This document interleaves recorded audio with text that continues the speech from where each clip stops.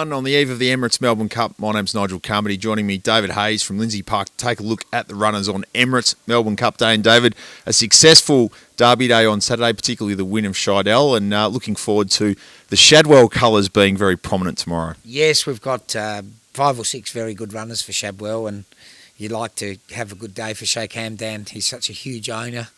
On such a big day, it'd be fantastic if we could knock a couple in. And it might start very early with the Ottawa Stakes and Modernity, who was so impressive in the Maribyrnong trial. 56 and change on the clock. Wind assisted, admittedly, but it was a pretty impressive effort. Oh, it was fantastic. And she looks like she's trained on, and it'll take a smart one to beat her. She won't be very luxurious odds, but she's had a look down the straight, and she was brilliant, and I think she'll be better this time. And Tarima comes off a debut second over 900 metres at Bendigo, also dual nominated for Saturday. Yeah, she found the 900 a bit sharp.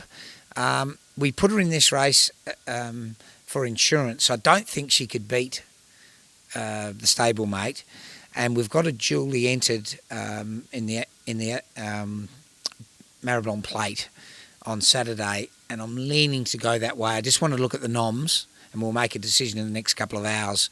Her track work with Wait for No One was outstanding, and I think that she might find it easier against the boys than the girls. 2 runners in the mares race over 1,700 metres, Jessie Bell and Metaphorical. Jessie Bell's had 17 consecutive starts at black type, drops back now, and perhaps gets its chance to win in an easier grade. Yeah, she won't know herself in this class, and look, her runs have been pretty good. She had no luck early in the prep, and I think knocking on the door in the elite level. So back in class, great. And Metaphorical, we're probably going to wait and run her in the Group 2 race. Jerry Harvey's very keen to get black type with this girl. She's beautifully bred, and hopefully we can get it on the weekend for him. Dane Hustler heads to the 2,800 metres of the Prince of Penzance. Had 3 prep runs at Morpheville, the last of them a disappointing one, but prior to that its form was okay to justify putting it in here. Yeah, look, she pulled a bit hard going into it. She's got a punch probably above her weight to win here. She ran second in the longest race in Australia, and she won the second longest race in Australia, so she'll have no trouble at the distance, and hopefully she's up to class. Sovereign Nation heads to Lavazza against the pattern at Caulfield, just caught too far back, and then pretty reasonable form to be beaten by Shillelagh, who likely appears later on in the day. Yeah, look, ran sizzling sectionals. It was just too far back on the day, but he's going very, very well, and he's on trial for a trip to Perth. This race put up the railway winner last year for Chris Waller, and hopefully it can do it here for Sovereign Nation and Jerry Harvey. 2 runners in the Flemington Fling over the 1,000 metres up the straight. Blue Tycoon's gone 1,200, 1,100, 1,200, now drops back to the 1,000. Yeah, I think the 1,000 will be fine. He wasn't suited at the Valley, and I think the black blinkers backfired on him a bit, so I'd forget about his last run. He's freshened up really well. And the stablemate, pretty promising young horse for Sheikh Hamdan, trialled very well at Seymour. Didn't beat much, but beat him very well. And I think he's a horse to follow. He's a horse to follow, and will get better as the preparation goes on. And that horse is Arminar, who won by 4 lengths at its first start on the synthetic track at Pakenham. What's the likelihood of it perhaps continuing its prep beyond Tuesday? Most definitely. The further the better. I don't think he's a sprinter, but he unfortunately hurt his knee in that win, so he's had some minor surgery and he's coming back and looks pretty good.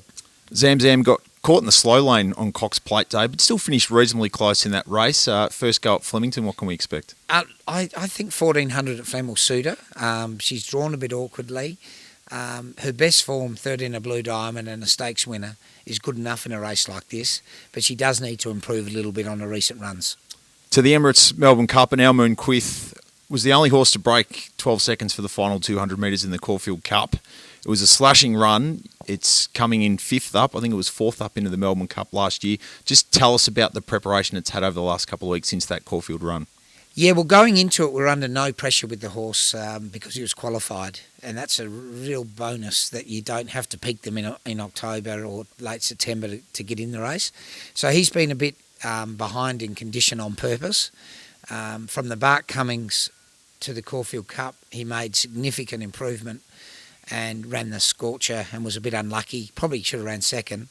And then we've just really copycatted what we did leading into the Caulfield Cup over the last 10 days here, and we're thrilled with him. And I think with luck in running, I don't think that barrier draw will be as big a problem as there is. It's going to be a fast run cup, I'm predicting, and he should be able to slot in midfield with cover, and he'll be strong at the end.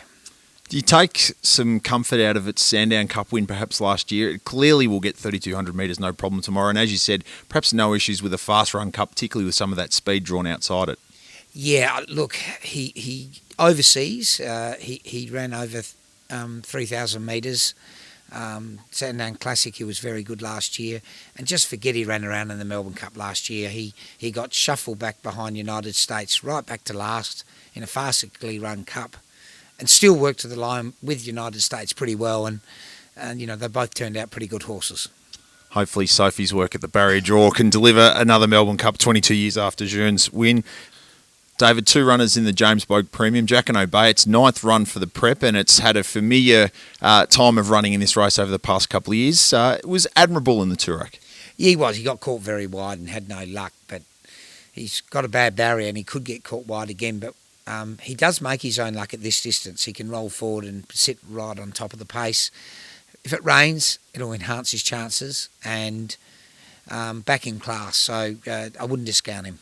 He started Tashby at the real pointy end earlier on in this spring. If we hark back to last summer, though, it sort of made a real name for itself over the summer at this sort of trip, and particularly at Flemington. He did, and we'd love to win Black Type for Shake Hamdan. He's a magnificent type. The 18's perfect for him, and we missed a couple of races with this race in mind, so hopefully it'll pay dividends. And 2 runners to complete the day in the MMS Security Sprint. Fartanar lumped with 58.5 kilos, but it's straight track form. Whether anything can run at its pace, despite the fact that it's got a lump that weight, remains to be seen. Outstanding win in the Bobby Lewis, and then pretty handy splitting our boy Malachi and Lankan Rupee in the Caulfield Sprint. Yes, they're 2 pretty smart ones, aren't they? He's in form, and we've conservatively placed him, so hopefully it'll pay off. But he should run very, very well. And the engagement of Ryan Moore here, is that perhaps a little pointer that Ryan Moore could be engaged if you do decide to take Fartanar overseas? Look, Shake Hamdan is very familiar with Ryan Moore, and it would be, if he was ever good enough to travel overseas, we're looking at maybe going to Dubai if he can win a bit more in the autumn. You'd certainly look at Ryan Moore, wouldn't you? And Miss Promiscuity, your second runner in that race as well, been okay in mare's class of late. Yeah, she's just hitting form, whether she's on the right side of the track with barrier 2, but she's got an absolute freak riding her, so he'll generally find the right spot. And she's a pretty competitive mare every time she goes around, and she was did it tough into the wind at Caulfield the other day, and hopefully the inside's not too big a disadvantage. Well, David, all the best. Obviously, our Moon Quith, again, as you said, 12 months in the preparations for tomorrow's Emirates Melbourne Cup. All the best with it and the rest of the Lindsay Park team. Tom Dabenig from the stable will join me to preview Crown Oaks Day shortly on Lindsay Park social and online channels.